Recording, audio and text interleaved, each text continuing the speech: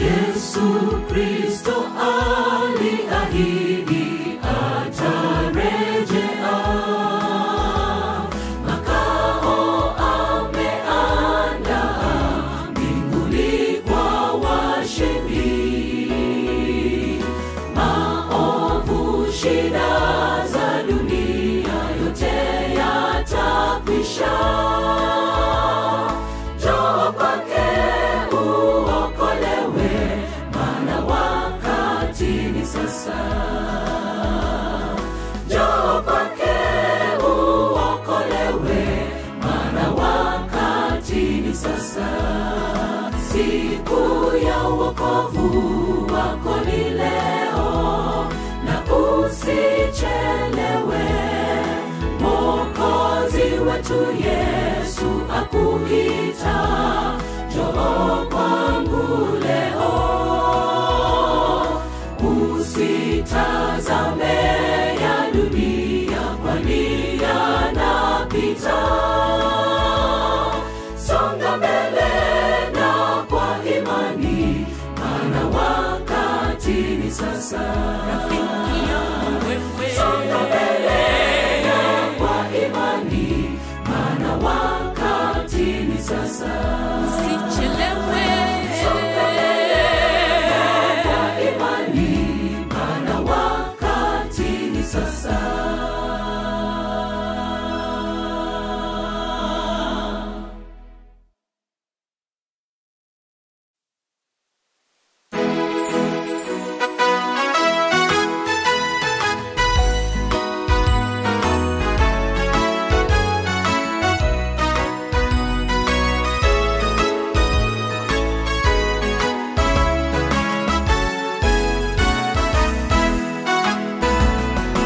Nyakati tunazoishi ni za mwisho. Manabii walikwisha tabiri matukio. Heri asomaye na wao wayasikiao maneno ya unabii, maana wakati ni sasa. Maneno ya unabii, maana wakati ni sasa. Siku ya wokovu wako ni leo, na usichelewe. Mwokozi wetu Yesu akuita, njoo kwangu leo. Usitazame ya dunia, kwani yanapita. Songa mbele na kwa imani, maana wakati ni sasa. Songa mbele na kwa imani, maana wakati ni sasa.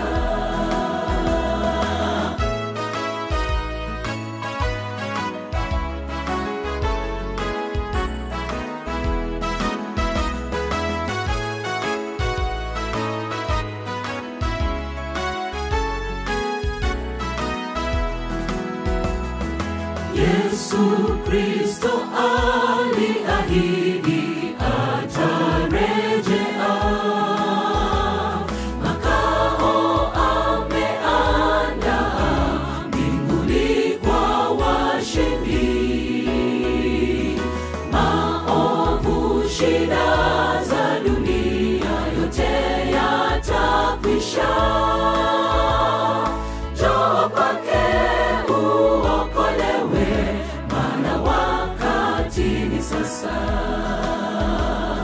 Njoo kwake uokolewe, maana wakati ni sasa.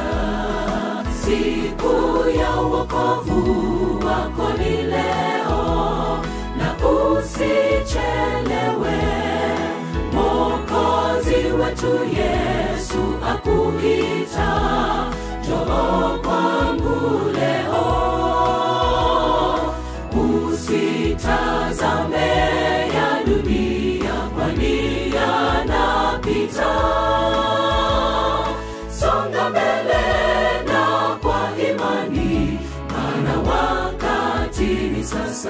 Rafiki yangu wewe, songa mbele kwa imani, maana wakati ni sasa. Usichelewe, songa mbele kwa imani, maana wakati ni sasa.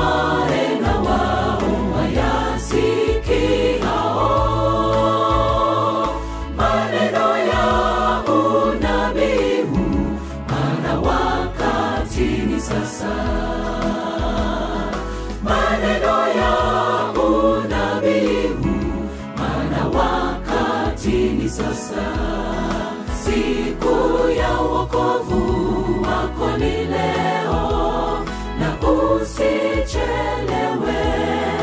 Mwokozi wetu Yesu akuita, njoo kwangu leo.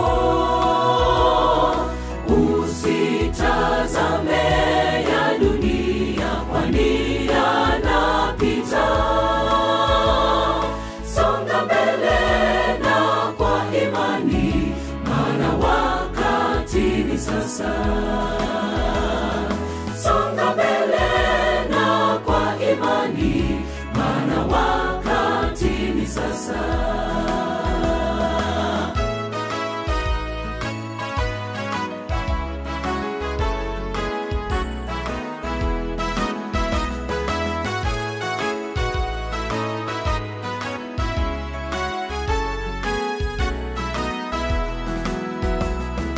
Yesu Kristo aliahidi atarejea, makao ameandaa mbinguni kwa washindi. Maovu, shida za dunia yote yatakwisha. Njoo kwake uokolewe, maana wakati ni sasa.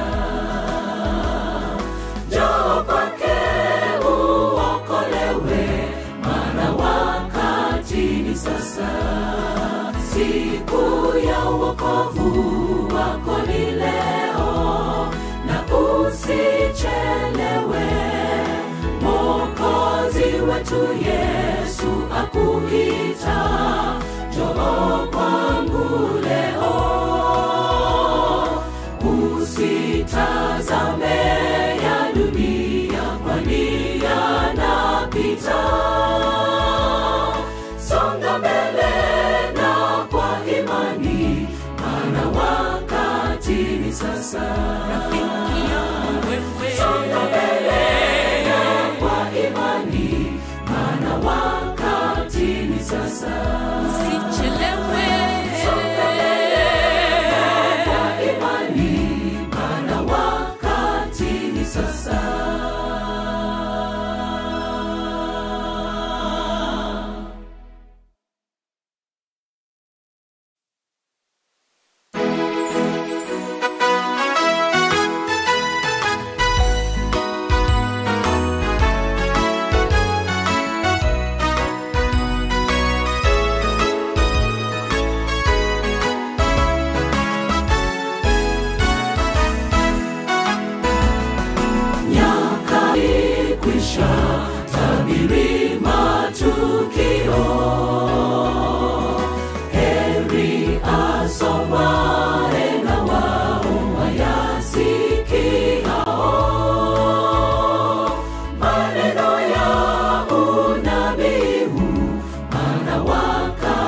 wakati ni sasa.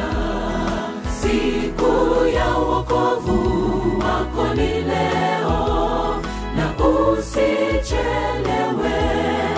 Mwokozi wetu Yesu akuita, njoo kwangu leo. Usitazame, songa mbele na kwa imani, maana wakati ni sasa. Songa mbele na kwa imani, maana wakati ni sasa.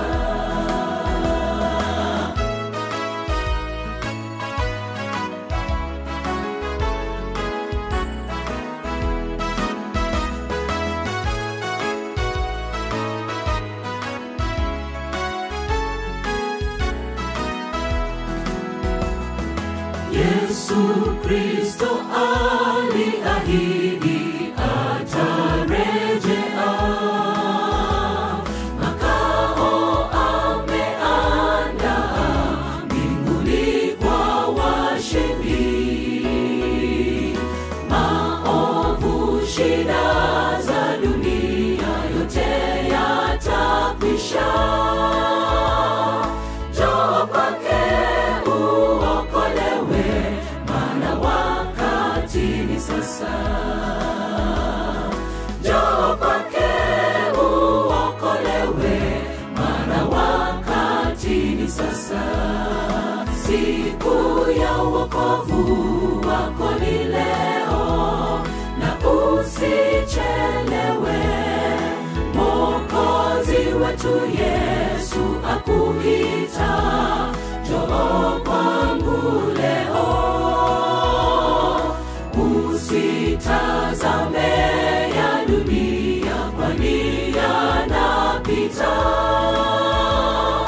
Songa mbele na kwa imani, maana wakati ni sasa.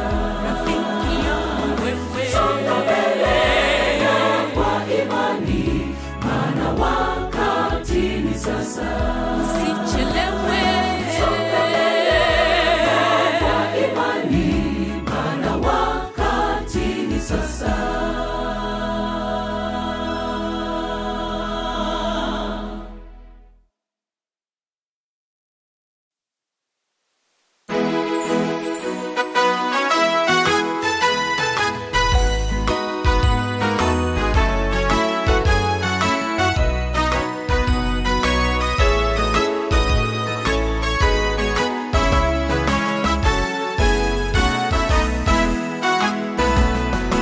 Nyakati tunazoishi ni za mwisho. Manabii walikwisha tabiri matukio. Heri asomaye na wao wayasikiao maneno ya unabii, maana wakati ni sasa. Maneno ya unabii, maana wakati ni sasa. Siku ya wokovu wako ni leo, na usichelewe. Mwokozi wetu Yesu akuita, njoo kwangu leo. Usitazame ya dunia, kwani yanapita. Songa mbele na kwa imani, maana wakati ni sasa. Songa mbele na kwa imani, maana wakati ni sasa.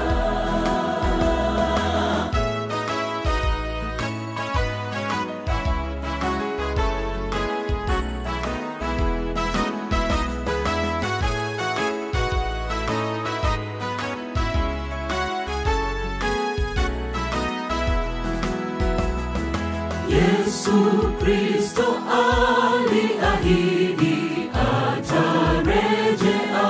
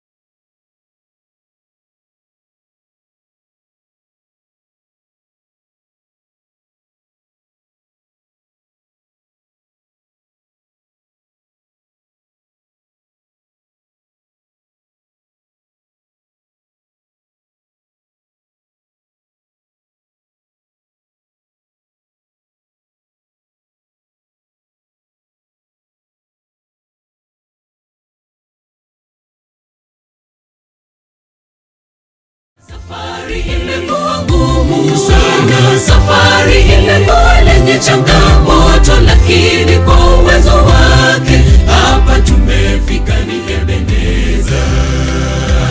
Jubilii letu tunalohitaji ni ushindi kwetu sisi. Mwenyezi Mungu ametutoa mbali sana. Safari imekuwa ngumu sana, safari imekuwa lenye changamoto, lakini kwa uwezo wake hapa tumefika, ni Ebeneza.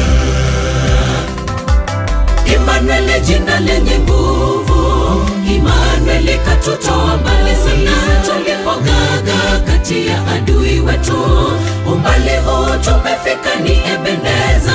Tukimnyenyekea atupigania, Jubilii la washindi. Emmanuel, jina lenye nguvu, Emmanuel katutoa mbali sana.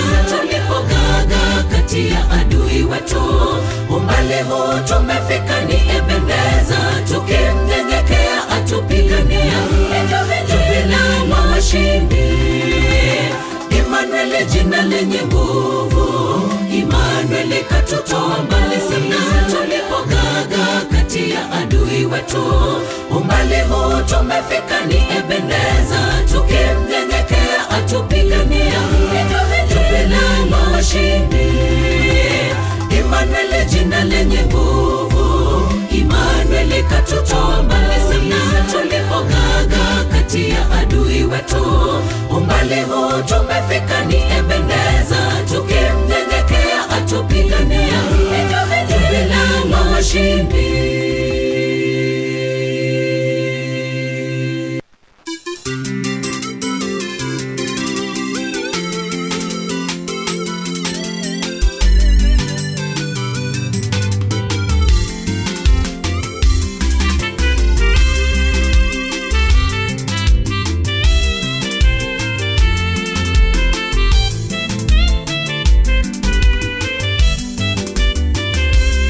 Nikikumbuka ulikonitoa Bwana, ajabu sana.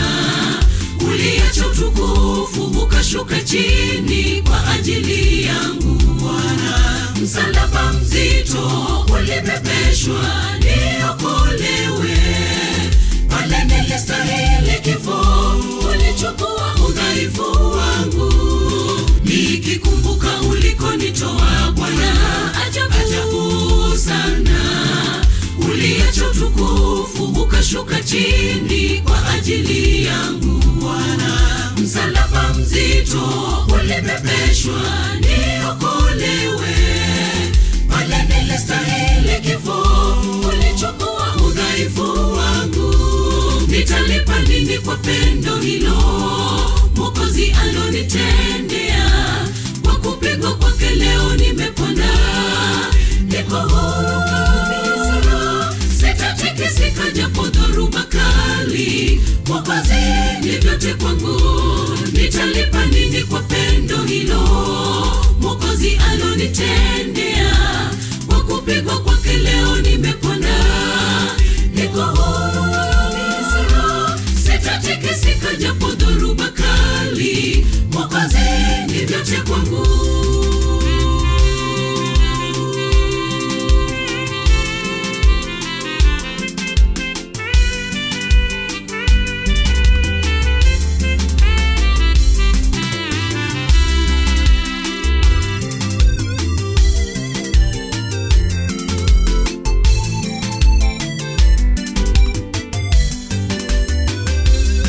Tukitenda dhambi tumsulubisha Bwana mara ya pili. Wema wake na pendo haitadumu, tutapotea kweli. Siku hiyo si mbali, yalitabiriwa na wazee wetu. Tumrudie mkombozi wetu, mlango wa rehema bado wazi. Tukitenda dhambi tumsulubisha Bwana mara ya pili. Wema wake na pendo haitadumu, tutapotea kweli. Siku hiyo si mbali, yalitabiriwa na wazee wetu. Tumrudie mkombozi wetu, mlango wa rehema bado wazi. nitalipa nini kwa pendo hilo Mwokozi alonitendea? Kwa kupigwa kwake leo nimepona, niko huru kabisa, sitatikisika japo dhoruba kali. Mwokozi ni vyote kwangu, nitalipa nini kwa pendo hilo Mwokozi alonitendea? Kwa kupigwa kwake leo nimepona, niko huru kabisa, sitatikisika japo dhoruba kali. Mwokozi ni vyote kwangu, nitalipa nini kwa pendo hilo Mwokozi alonitendea? Kwa kupigwa kwake leo nimepona, niko huru kabisa, sitatikisika japo dhoruba kali. Mwokozi ni vyote kwangu, nitalipa nini kwa pendo hilo Mwokozi alonitendea? Kwa kupigwa kwake leo nimepona, niko huru kabisa, sitatikisika japo dhoruba kali. Mwokozi ni vyote kwangu.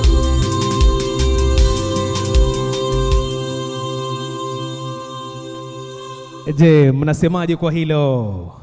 Naamini kwamba mnazidi kubarikiwa mahali popote ulipo. Na hapo awali nilikuwa nakujuza jamani, nilikuwa nimemsahau Karo mahali. Na huyu Karo nikitangulia sijui anafanya nini huko nyuma. Karo, karibu sana. Na by the way wapendeza. Asante. Shukrani. Karibu sana. Ulipokuwa unasema kwamba nilikuwa nafanya nini, nilikuwa najaribu kufanya vile unavyoelewa, kujishika hapa na pale, but all in all hapa hajaharibika jambo. Singetaka kukuaibisha wala kukudhalilisha, ndio maana yake nikajikakamua nikafanya vile inavyostahili.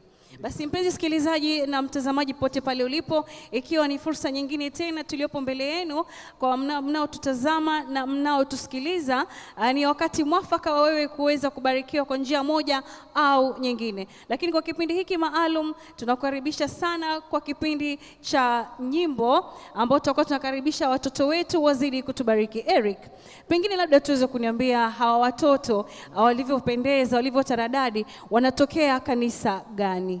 Bila shaka watoto wako hapa wamedunda ndani ya Kizingo SDA Church, na hivyo basi wao wanasema hivi kutoka maeneo ya Family Live pale Tononoka yale maeneo, na wamefika ili kwamba tuweze kusifu kuinua jina lake Mwenyezi Mungu. Kwa hivyo bwana producer, kama uko tayari twende kazi, maana yake hapa tutaki kuongea sana. Watoto wanasema jamani tunataka kuimba. Sawa, wewe mahali popote ulipo twende kazi.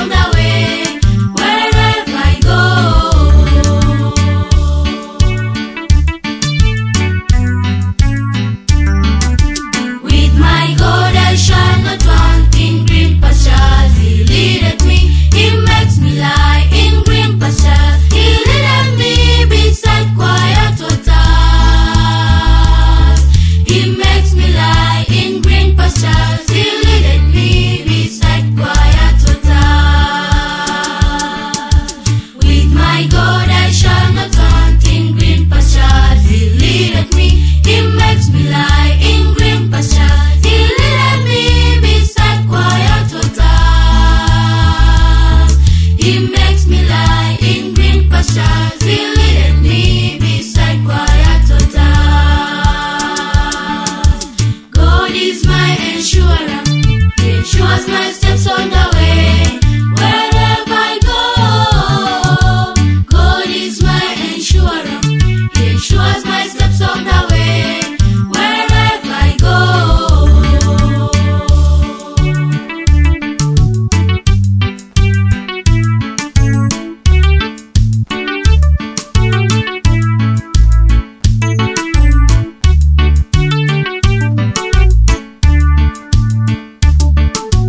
Walking through the valley, the shadow of death, I'll fear no ill. He is with me, His rod and staff. He guides me in paths of righteousness. He is with me, His rod and staff. He guides me in paths of righteousness. Walking through the valley, the shadow of death, I'll fear no ill. He is with me, His rod and staff. He guides me in paths of righteousness. He is with me, His rod and staff. He guides me in paths of righteousness. God is my insurer. He ensures my steps on the way. Wherever I go, God is my insurer. He ensures my steps on the way. Wherever I go, God is my insurer. He ensures my steps on the way. Wherever I go, God is my insurer. He ensures my steps on the way. Wherever I go.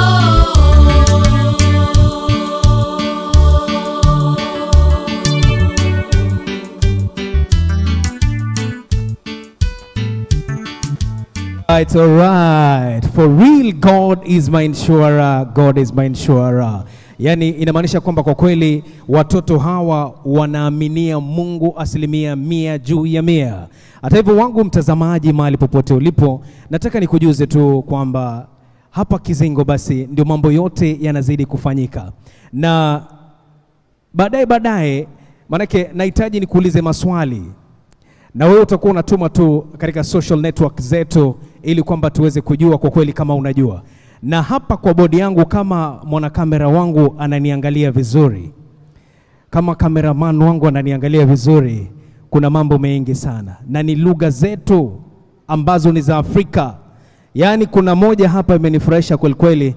Anasema namna gani? Kuna hii. Nafikiri wacha nitoke tu hivi ndio cameraman wangu aoneshe vizuri. Sa en sani. Yani sa en sani. Wengine wanaweza fikiria tunaongelea kuhusu kabila yenu, na mimi nitakuwa nikisoma. Na ile ukituma nitaambia mchoraji wangu aweke. Maanake hapa kuna lugha tofauti tofauti. Lakini hata hivyo basi, hapa stage basi tuko na wanakoresta wetu, angalau tupate nyimbo moja, kisha baadaye tutakuwa na recap, alafu baadaye nitakuwa na mwalika Karo pia tuweze kufanya mambo kama vile inavyohitajika. Zidi kutegea. Song number 179, wimbo nambari 179. Sing. Wafunaji watafurahi wale watakaporudi, wakiyaleta mavuno hata Yerusalemu. Furaha wataipata, furaha hata milele. Furaha wataipata wakati wa mavuno. Na siku ile tutaimba kumshukuru na kumsifu Bwana Yesu, jumbe wetu kule Yerusalemu. Furaha wataipata furaha hata milele. Furaha wataipata wakati wa mavuno. Wavunaji watafurahi makaoni mwa milele, yaliyowekwa tayari kule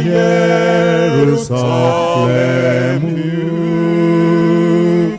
Furaha wataipata furaha hata milele. Furaha wataipata wakati wa mavuno. Bila shaka mpenzi sikilizaji na mtazamaji, unazidi kubarikiwa na nyimbo hizo tamu kutoka katika kitabu cha nyimbo za Kristo. Na kwa sasa hivi umefika ule wakati wa kuweza kukumbusha tu wewe ya kwamba kama uko kwenye mitandao ya Facebook au Twitter au YouTube, utakuwa na kwenda pale kwa Hope Channel Kenya, unaangalia pale kwa page ama kurasa hizo, alafu utakuwa unazidi kubarikiwa na nyimbo hizo au mafundisho haya. Kumbuka kwa wakati huu ni wakati wa familia, na tutakuwa tunamkaribisha Elder Rogers, atakuwa anazidi kutuelezea kuna kwenda vipi kuhusiana na masuala ya familia. Karibuni. Asanteni sana, karibuni katika huduma ya siku hii ya leo. Na kwa sasa kwa njia ya kipekee ningependa niweze kukuletea kipindi cha familia na kaya. Hiyo jana tukaweza kuangazia mpango wake Mwenyezi Mungu. Mungu alikuwa na kusudi gani anapoanzisha familia pale shambani Edeni? Sasa Mwenyezi Mungu anatupa mwelekeo. Ni kitu gani anachotarajia kutoka kwetu kuhusiana na familia na kaya? Na kwa ajili ya kuweza kupata ufafanuzi zaidi kuhusiana na mpango wake Mwenyezi Mungu, niruhusu niweze kukuletea mgeni wetu ambaye anashughulikia masuala na familia na kaya. Si mwingine bali ni Elder Ofiro, ambaye ameweza kuchimba na kuchimbua maandiko matakatifu ili kwamba akaweze kutuletea mengi kuhusiana na familia na kaya. Kwa sasa Elder Ofiro, najua uko standby uweze kuingia na uweze kuungana pamoja nasi, utupe uhondo kuhusiana na familia na kaya. Karibu sana Elder Ofiro, ili ukaweze kunena na waja wake Mwenyezi Mungu wanaotufuatilia wakati huu. Karibuni. Asante na wasalimu nyote. Bwana asifiwe. Hallelujah. The Lord is good and all the time. Tunamshukuru Mungu tena siku hii ya leo. Bwana amekuwa mwema kwetu, ametupa fursa nyingine tena ya kuweza kuhudhuria mbele zake kwa ibada takatifu kama hii. Na mlivyoambiwa, jina langu naitwa Joseph Ofiro Wetoi ama Wadoi ukipenda. Na nashukuru sana kwamba Bwana ameona ni vyema tena leo tuweze kuwa pamoja. Jana tuliweza kuangazia lengo la Mwenyezi Mungu kwa familia. Kwa nini Bwana akaamua kuwe na familia? Na tukamwona Mungu baada ameumba vitu vyote, siku ya sita anapomuumba mwanadamu, tukaona ya kwamba akamleta mwanamume huyu katika usingizi. Maana neno latuambia waliona ni vyema kumuumbia Adamu mtu wa kufanana naye.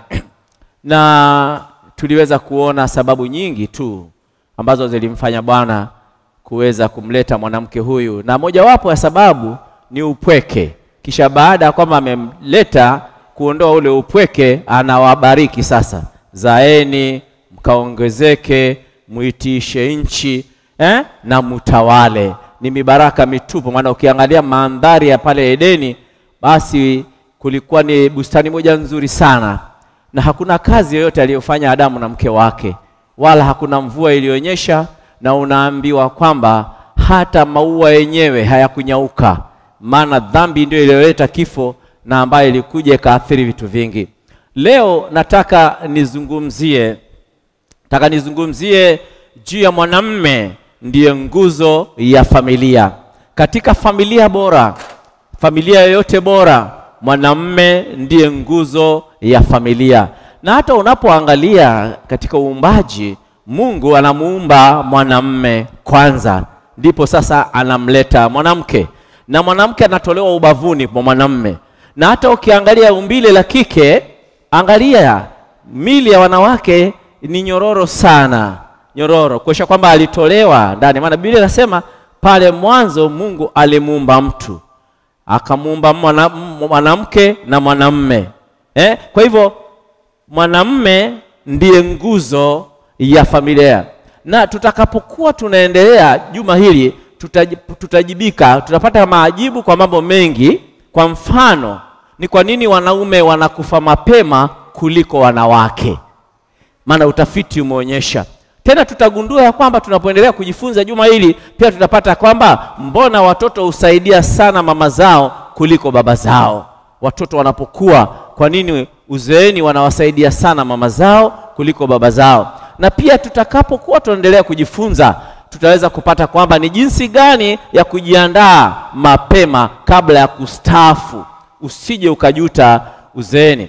Na napoendelea kwamba mwanamume ndiye nguzo ya familia, je, inamaanisha nini mume kuwa nguzo ya familia? Maana neno nguzo latumika kumwelezea mtu mwenye uwezo na kuaminika katika familia, na pia ni kiongozi ambaye hupeana mwongozo na kutegemewa. Nguzo, hata tunaona kwamba nguzo hata ambazo tunaziona sasa hivi, ama nyumba yoyote inayojengwa, nguzo huwa imeshikilia nyumba, na kama nguzo hizo zitaondolewa, nyumba itakuwa inaporomoka. Kwa hivyo mtu anaposemekana ni nguzo ya nguvu, inamaanisha ni mwaminifu na anayeunga watu wengine mkono katika familia, kama vile nguzo ya ujenzi nilivyosema inavyoshikilia nyumba. Mwanamume ndiye nguzo ya familia, na mtu huyu ni mtu ambaye anawaunga wengine mkono, mtu huyu ni mtu mwaminifu. Hiyo ndio inaashiria. Kwa hivyo katika familia iliyo bora, mwanamume ndiye anayeangaliwa. Yeye ndiye anaangaliwa kama msaada na mwamba imara. Mwamba imara ambaye kila mtu katika familia, awe ni mke, awe ni mtoto, wanamtegemea kwa hali zozote zile. Mwanamume, kila mtu. Na angalia hata umbile la kiume, mtoto mdogo wa kiume anapocheza na wale wa kike, ile hali ya kuwajibika na uongozi mara nyingi inajidhihirisha tangu utotoni. Na nataka nikwambie kwamba hata neno la Mwenyezi Mungu, tunamuona Daudi anapofika mwisho wa maisha katika kitabu cha Wafalme wa Kwanza sura ya 2 na aya ya 2. Tunamuona Daudi anamuita Suleiman, anamwambia wakati wangu wa kupumzika kwenda wanakokwenda watu umefika. Ujionyeshe kuwa mwanamume, anasema Daudi. Na neno ujionyeshe kuwa mwanamume laashiria kuwa ukomavu na uume, yaonyesha utii kamili kwa amri zake Mwenyezi Mungu, na kuzisisitiza, kuziangalia na kuzishikilia. Kwa hivyo kujionyesha kwamba wewe ni mwanamume linaashiria umekomaa. Yaani katika wanaume wako unaonyesha kabisa wewe unaelewa malengo ya familia, na unaelewa chanzo cha Mwenyezi Mungu kuleta familia, na unaelewa kwamba wewe ndiwe nguzo, wewe ndio kichwa cha familia. Swali ni, mwanamume ni nani? Na mwanamume halisi ni nani? Mwanamume ni nani? Yaani kama ningekuwa natumia lugha zile nyingine, kuna tofauti ya a man and a real man. Yaani mwanamume ni nani na mwanaume halisi ni nani? Ufafanuzi unaniambia mwanamume ni mwanadamu wa kiume, mwanamume ni mwanadamu wa kiume. Mwanamume halisi ni mwanadamu wa kiume mwenye sifa nzuri kama vile uwajibikaji, uadilifu, huruma, ujasiri na madhumuni au nia thabiti. Ni mtu ambaye ana nia thabiti, ana madhumuni mema. Mtu huyu ana sifa nzuri, ni mwenye maadili mema. Mwanamume halisi huonyesha sifa nzuri kwa matendo na vile anavyoingiliana na watu. Mwanamume mzuri ana sifa njema nyumbani kwake, yeye si tishio. Kuna waume wengine ikitokea kwamba anataka kusafiri na habari ziwafikie watoto wake kwamba baba yao anasafiri, wanaulizana na mama anaona unapanga mizigo ya dadi anasafiri. Akiambiwa watoto wanasherekea, wanauliza anakwenda kwa muda gani? Anakwenda juma nzima.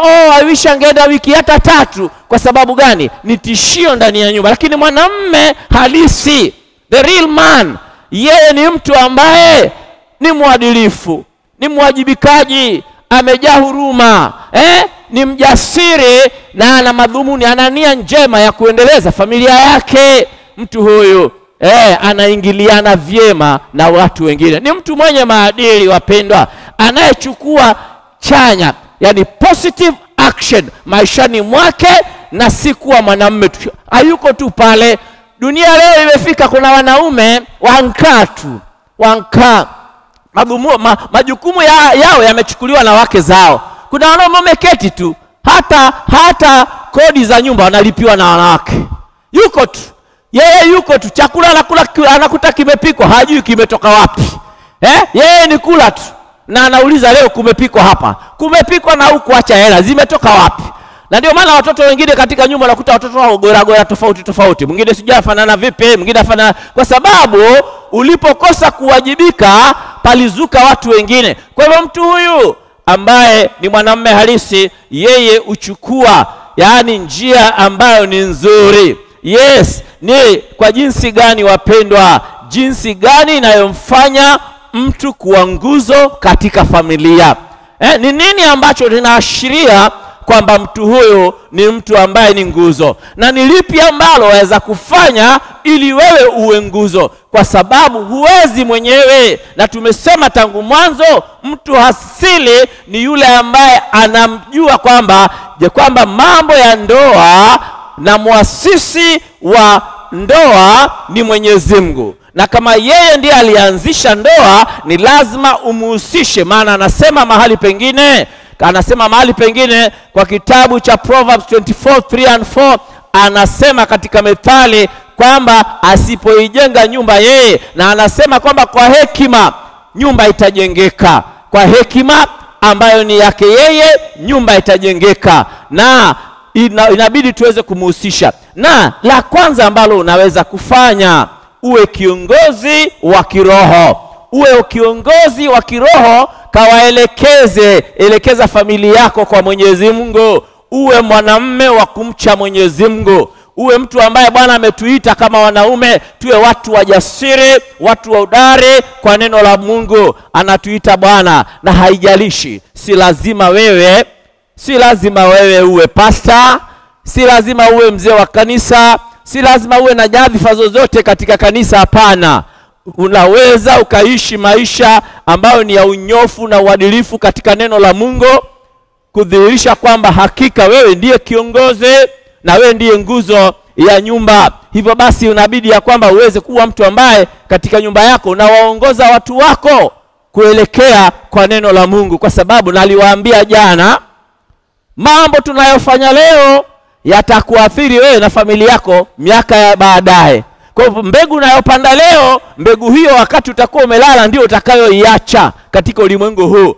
Kwa hivyo ni vizuri sana uwe mtu ambaye unamcha Mwenyezi Mungu ndani ya nyumba yako. Namba 2, ya pili, ongoza familia yako ukiwa na huruma, humility. Uwe mtu ambaye unaongoza kwa mifano na uwe na huruma.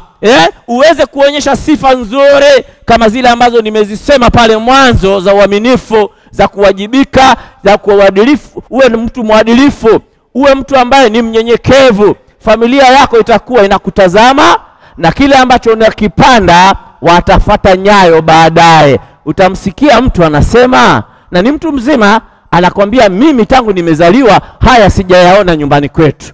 Sijayaona babangu akifanya, sijaona mamangu akifanya. Kwa sababu mwanadamu anaiga, na mara nyingi napenda kuwaambia watoto hawafanyi vitu tunavyosema.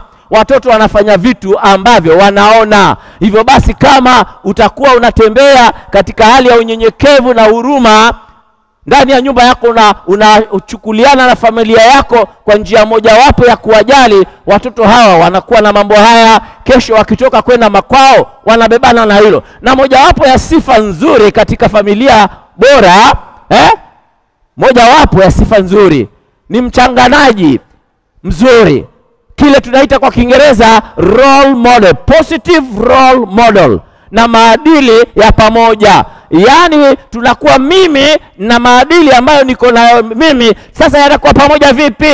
Watu wa familia yangu wanayaona. Sasa wakiyaona tunashare pamoja, wanapokuwa tunakuwa sote. Na utakuta kwamba hata malengo ambayo tunakuwa nayo yanakuwa ni malengo mamoja kama familia. Hii inamaanisha nini? Katika familia iliyo bora, mtu ana uwezo wa kuweza kuifikia, ama anapoona role modeling katika familia, baba ama mama anaiga jambo lile, anakuwa nalo. Maadili yale tunayokuwa nayo ndani ya nyumba kama familia, wale wengine pia. Angalia, unaweza mchukua mtoto wa dadako, mtoto wa kakako, ama hata mtu ambaye si kabila lako, umchukue muishi naye ndani ya nyumba. Kama nyinyi ni watu mna maadili mazuri, ukiishi na ule mtoto miaka zaidi ya 10, anatoka na yale maadili mema ambaye aliyapata pale. Na hii kwa nini ifanyike hivyo? Ni kwa sababu mume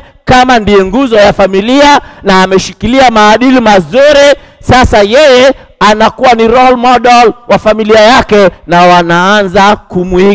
wanaanza kumuiga tena vizuri sana. Hivyo basi ni vyema sana kwamba tuweze kuongoza familia zetu kwa njia nzuri.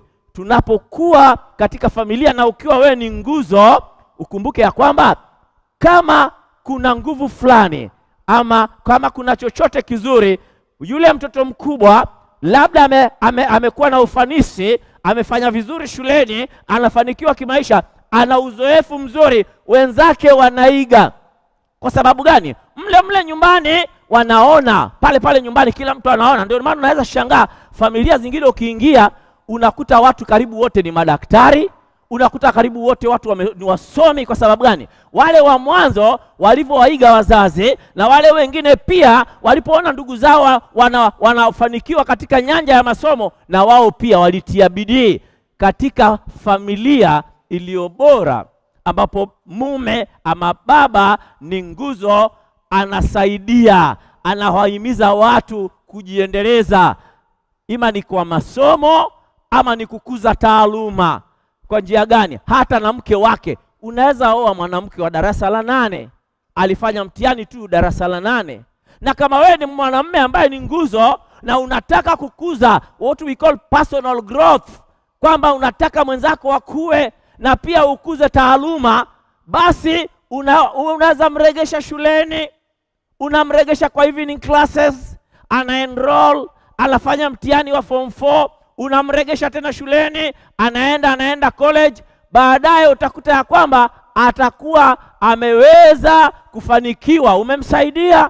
Umemsaidia mke wako. Inamaanisha kwamba katika familia ambayo mume ndio nguzo, yeye uwepo wake watu watauhisi uwepo wa mume huyo ndani ya nyumba. Nataka niwaambie kwamba mume ambaye ni nguzo katika nyumba, mume huyu huwa anatoa mwongozo na anatoa ushauri, na pia anasaidia kabisa, wapendwa, katika hali ya kuwakuza watu wengine.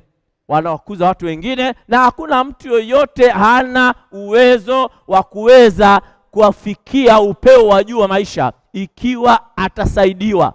Na yote haya ukimwangalia Mwenyezi Mungu katika kitabu cha Mwanzo 3, walipofanya dhambi, mwanamke anaambiwa umeisikiza sauti ya shetani, anasema nitakuzidishia utungu. Na wakati unazaa, tamaa yako itawaka juu ya mme wako. Nenda kwa mwanamme, anapewa majukumu ya kulima shamba. Yeye ndiye anawajibika. Wapendwa, familia yoyote ambaye mume ni nguzo, mume huyu hutoa upendo, mume huyu huweza kusaidia, na mume huyu huleta uthabiti katika familia yake. Na ndio maana unakuta ya kwamba mume huyu anapokuwa mahali pale anasaidia watu kuweza kupendana. Na wewe kama mume, ni wewe ndio unatakana uje na jambo hili. Kwa sababu gani? Misingi yote ya kuweza kuleta stability ama security ni yako wewe. Wewe kama mume unaishi na mke wako mkopo, wadaiwa fuliza, wadaiwa tala, wadaiwa mshware, mahari pia hujatoa. Huyu mwanamke haweji kuzisikia. Ni jukumu lako wewe kufanya mke wako ajihisi yupo. Baadhi ya deni ulizonazo, hata na mahari pia ni deni. Wewe ndio jukumu lako kama mwanamume. Na unapokaa na mke wako kwa nyumba, wamwangalia kuzalia watoto 4 5, hata mahari hujatoa, hamna stability katika nyumba hiyo. Security haipo, mwanamke ajihisi kabisa kabisa. Na wewe kama mwanamume inatakikana, kama wewe ni mwanamume na wewe ni nguzo ya nyumba, na unajua kifo kipo, na unaishi na mwanamke, hujafunga naye ndoa, si mke wako halali. Je, kesho ukilala pakizuka mambo mengine, atajishikilia wapi? Na kufunga ndoa, kuhalalisha ndoa si hela nyingi, ni pesa kidogo tu, lakini wewe unkaa tu, unkaa. Mwanamume ambaye ni nguzo huwa anaandika will, labda kukitokea kitu awe ameacha familia yake katika njia nzuri. Mwanamume ambaye ni nguzo hakai tu Mombasa na kukaa Nairobi na huko mjini wale mlao niangalia kwa TV, unkaa tu Nairobi, ukule bara hujajenga, hapo mjini hujajenga. Kule bara hata kama ukajenga nyumba ya matope, ni nyumba ya kwako hiyo. Jengee mkeo. Na wengine mko katika tradition, mko katika hali ambazo mko na mila mingi ambazo kwamba kama ukifa wewe sijui kufanya. Jenga na mapema ili unapolala. Na unajua mume ndiye anajenga, mke anatunza boma. Najaribu kusema nini? Kwa sababu muda umeenda, ni kwamba katika familia ambayo mwanamume ni nguzo, anaonyesha upendo, anaonyesha shukrani, anathamini familia yake, anathamini hata na mke wake, kwa sababu hilo ndilo Mungu aliloliweka. Na nataka niwaambie, kichocheo kikuu ulimwenguni ni upendo. Kila mtu ataka kupendwa, na kama kuna mtu ambaye unampenda na unamuenzi na haonyeshi upendo huo, inakukoroga tena na kuchanganya sana. Hivyo ni vizuri tuweze kupendana. Na namalizia nikikwambia kwamba wewe kama ni nguzo, muelewe mke wako. Mwanamke hataki maneno mengi, mwanamke upenda kwa moyo. Na mwanamke ni mawili tu, ana mapenzi na mahaba. Ukampa mapenzi na mahaba, mwanamke amefika. Mwanamke si fridge, mwanamke si gare, mwanamke sio mtheater, mwanamke anataka uwe pale, anataka mahaba. Saa zingine mmekaa mwatia story na yeye, saa zingine kama unkaa hata na pia kama mmebaki wawili, majirani hawako, pia waweza mwekelea mguu kidogo. Wanapenda wanawake, labda alikuwa anaoshaosha vitu vyake hivi, na wewe wapita, ukipita tu hivi bila kugusa kitu, anashinda huyu yukoje huyu? Maana unapopita ankaa kitu kinamwambia kutaguswa mahali huko, wewe hayo ndio mahaba tunayozungumzia. Lakini wengine wasema huo ni utoto. Hamna utoto katika mambo ya ndoa na mambo ya mapenzi, hamna. Na ni vizuri tujue hivyo kwamba mwanamke anapenda kwa moyo, na ni vizuri hitaji kula mwanamke. Tunapofunga, jua kwamba hitaji kula mwanamke ni mahaba la mapenzi, na hataki kupananishwa na mtu. Usimlinganishe mke wako na mtu mwingine. Mwanamume yote ambaye ni nguzo, hautalinganisha mke wako na mwingine. Hataki. Ni yeye ndiye mzuri, ndiye uliyemchagua. Kwa hivyo kama wewe ni nguzo, shikilia nyumba yako vizuri. Tembea vizuri, ukijua kwamba maisha ni mafupi. Wakati wowote lolote laweza tokea. Je, linapotokea utaiacha familia vipi? Wewe ndiye Mungu amekupa wajibu. Na wanaume sasa tumebadilisha mambo ambayo unakuta sisi sasa tunkaa, wanawake ndio wanafanya vitu. Nimekwambia katika juma hili tutatembea sote na tutagundua pale mwisho kwa nini wanaume wengi wanasota, kwa nini wanaume wengi wakishastaafu wengine wamalizi miaka 2 wanakufa. Hayo yote tutaweza kuyaona. Mungu aweze kuwabariki. Tunaomba. Tunakusifu Mungu wetu, tunalihimidi jina lako na kulitukuza.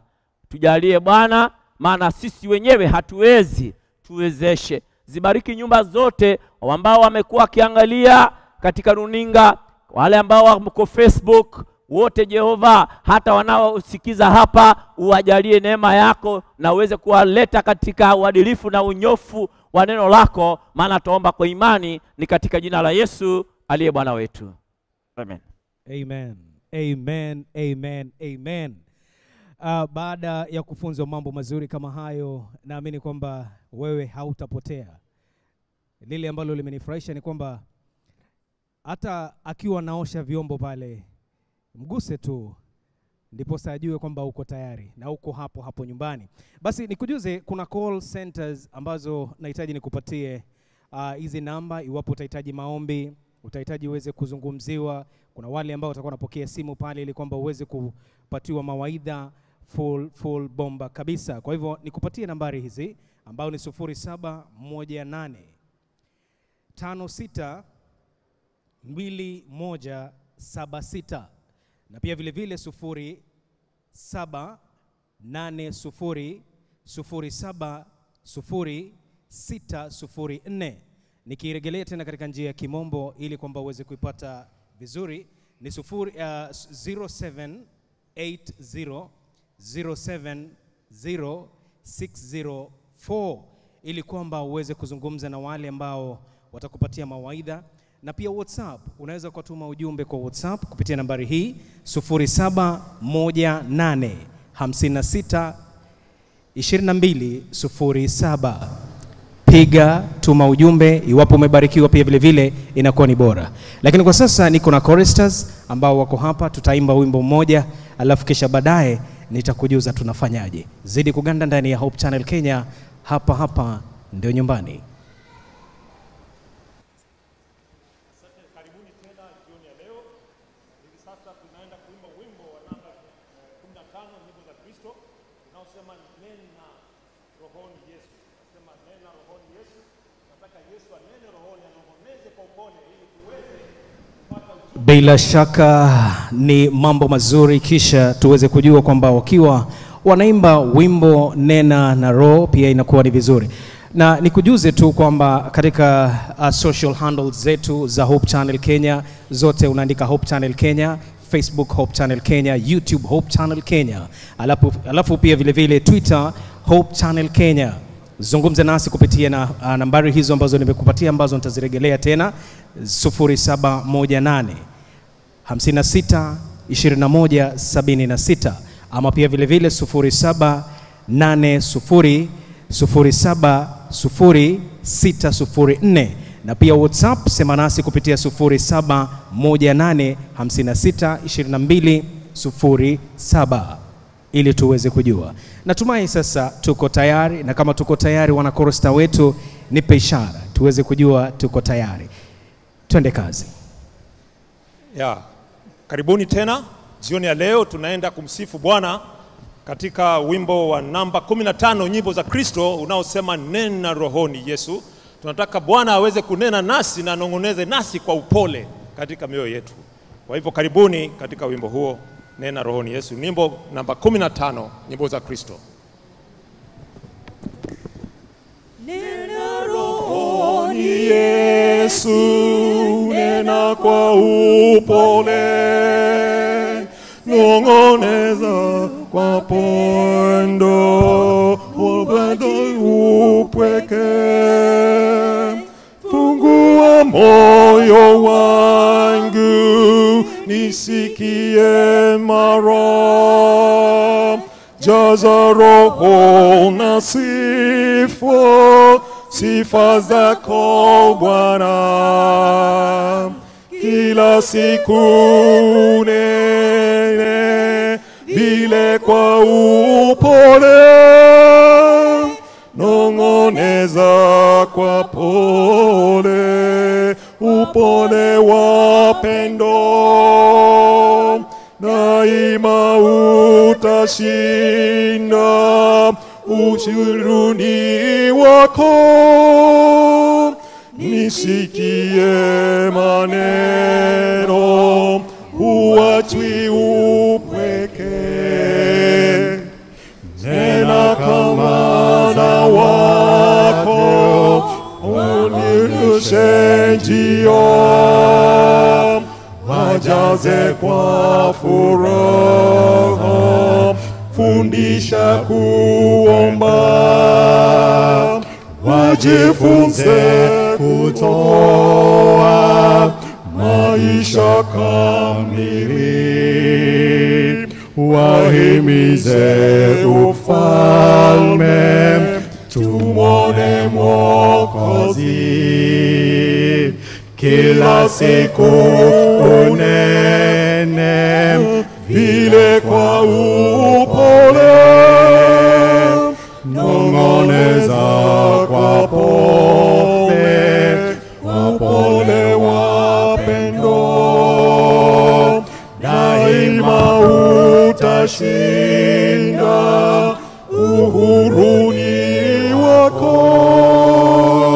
Nisikie maneno, huachwi upweke, nena kama zamani ulipoitoa sheria takatifu, niweke pia, nipate kutukuza wewe Mungu wangu, mapenzi yako tena daima kusifu. Kila siku unene vile kwa upole, nong'oneza kwa pole, upole wa pendo, daima utashinda uhuruni wako. Nisikie maneno, huachwi upweke. Bila shaka mpenzi msikilizaji na mtazamaji popote pale ulipo, nina imani ya kwamba unazidi kuendelea kubarikiwa, unazidi kuendelea kubarikiwa.